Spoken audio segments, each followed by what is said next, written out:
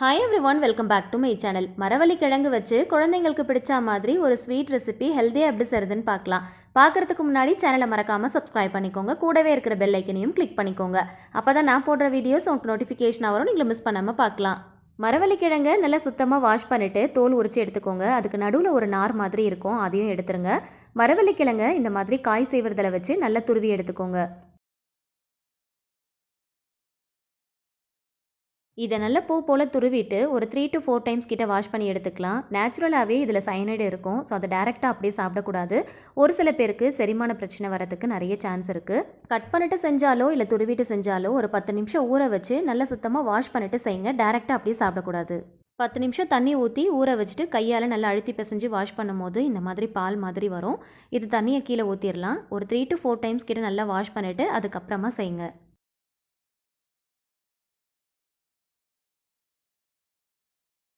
4 times கிட்ட wash பண்ணிட்டேன். தண்ணி நல்லா தெளிவாக இருக்குது பாருங்கள். இந்த மாதிரி நல்லா தெளிவாக வர வரைக்கும் நல்லா வாஷ் பண்ணி எடுத்துக்கோங்க. நல்லா சுத்தமாக வாஷ் பண்ணிவிட்டு தண்ணியை நல்லா ஒட்ட பிழிஞ்சிட்டு ஒரு பவுலில் சேர்த்துக்கலாம். இது கூட சேர்க்கறதுக்காக ஒரு தேங்காய் சில்லை துருவி எடுத்துக்கலாம். மிக்ஸி ஜாரில் போட்டு தேங்காயை துருவுறதுக்கு பதிலாக இந்த மாதிரி காய் சீவல் வச்சு துருவி எடுத்தீங்க அப்படின்னா பார்க்குறதுக்கு நல்லாயிருக்கும். மரவள்ளி கிழங்குல துருவின தேங்காவையும் சேர்த்துக்கலாம். வாசனைக்காக ஒரு ஏலக்காயை தட்டி சேர்த்துக்கலாம். துருவன தேங்காயும் மரவள்ளி கிழங்கையும் ஒரு கப்பில் அளந்து எடுத்துக்கோங்க. ஒரே மாதிரி ரேஷியோவில் இருக்கணும். அதே கப்பில் வறுத்த ரவையாக இருந்தாலும் பரவாயில்ல, வறுக்காத ரவையாக இருந்தாலும் பரவாயில்ல சேர்த்துக்கோங்க. இந்த டேஸ்ட்டை என்ஹான்ஸ் பண்ணுறதுக்காக ஒரு பிஞ்ச் அளவுக்கு சால்ட் ஆட் பண்ணிக்கலாம். இது எல்லாத்தையுமே ஒன்று சேர நல்லா மிக்ஸ் பண்ணி விட்டுக்கோங்க.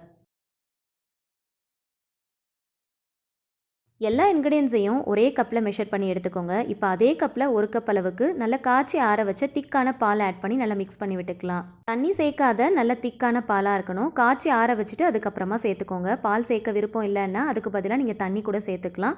அப்படியும் இல்லை அப்படின்னா அதுக்கு பதிலாக தேங்காய் பால் கூட நீங்கள் சேர்த்துக்கலாம்.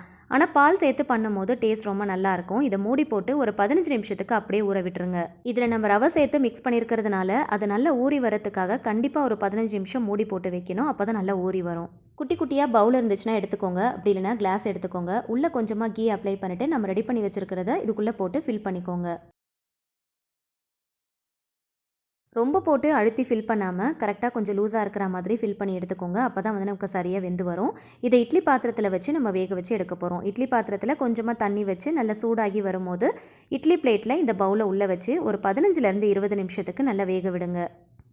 இதை அப்படியே இட்லி பிளேட்டில் கரண்டியில் எடுத்து வச்சு கூட நீங்கள் வேக வைக்கலாம். கரெக்டாக 20 நிமிஷம் வேக வச்சிங்கன்னா மரவள்ளி கிழங்கு ரவை எல்லாமே நல்லா வெந்து வந்திருக்கும். நைஃப் யூஸ் பண்ணி சைட் ஃபுல்லாக லூஸ் பண்ணிவிட்டு டேப் பண்ணிங்கன்னா பவுல்குள்ளேருந்து ஈஸியாக வந்துடும். உங்களுடைய டேஸ்ட்டுக்கு ஏற்றா போல் நாட்டு சக்கரை வெல்லம் சேர்த்து சர்வ் பண்ணுங்கள். ஹெல்த்தியாக பண்ணியிருக்கிறதுனால ஒயிட் சுகரை அவாய்ட் பண்ணிக்கோங்க. மரவள்ளி கிழங்குல எக்கச்சக்கமான vitamins, minerals, carbohydrate, calcium, iron content அதிகமாக இருக்குது. இதில் ஃபைபர் கண்டென்ட் அதிகமாக இருக்கிறதுனால கேஸ்ட்ரிக் ப்ராப்ளம், கான்ஸ்டிபேஷனை சரி வெயிட் கெயின் பண்ணணும்னு நினைக்கிறவங்க கண்டிப்பாக சாப்பிடலாம். கட் ஹெல்த்துக்கு ரொம்பவே சப்போர்ட் பண்ணும். இதில் கார்போஹைட்ரேட் அதிகமாக இருக்கிறதுனால இன்ஸ்டன்ட்டா ஒரு எனர்ஜி கொடுக்கும். இதுல அயன் கண்டென்ட் அதிகமா இருக்கிறதுனால பிளட் சர்க்குலேஷனை இம்ப்ரூவ் பண்ணும். இதுல கால்சியம் கண்டென்ட் அதிகமா இருக்கிறதுனால முதுகு வலி, மூட்டு வலி, எலும்பு தேய்மானம், பற்கள் சம்பந்தமான எல்லா பிரச்சனைகளையும் சரி பண்ணி கொடுக்கும். இவ்ளோ பெனிஃபிட்ஸ் இருக்கிற இந்த ரெசிபியை மிஸ் பண்ணிடாதீங்க. உங்க வீட்டு குட்டீஸ்க்கு கண்டிப்பா செஞ்சு கொடுங்க. இந்த ரெசிபி வீடியோ பிடிச்சிருந்துச்சுன்னா மறக்காம லைக் பண்ணி ஃப்ரெண்ட்ஸ் அண்ட் ஃபேமிலிஸ் கூட ஷேர் பண்ணிக்கோங்க. ட்ரை பண்ணி பார்த்துட்டு ஃபீட்பேக் ஷேர் பண்ணுங்க. இந்த மாதிரி டிஃபரெண்டான டேஸ்டியான ரெசிபிஸ்க்கு என்னோட சேனலை மறக்காம சப்ஸ்கிரைப் பண்ணிட்டு தொடர்ந்து சப்போர்ட் பண்ணுங்க. Thank you so much. கீப் வாட்சிங்.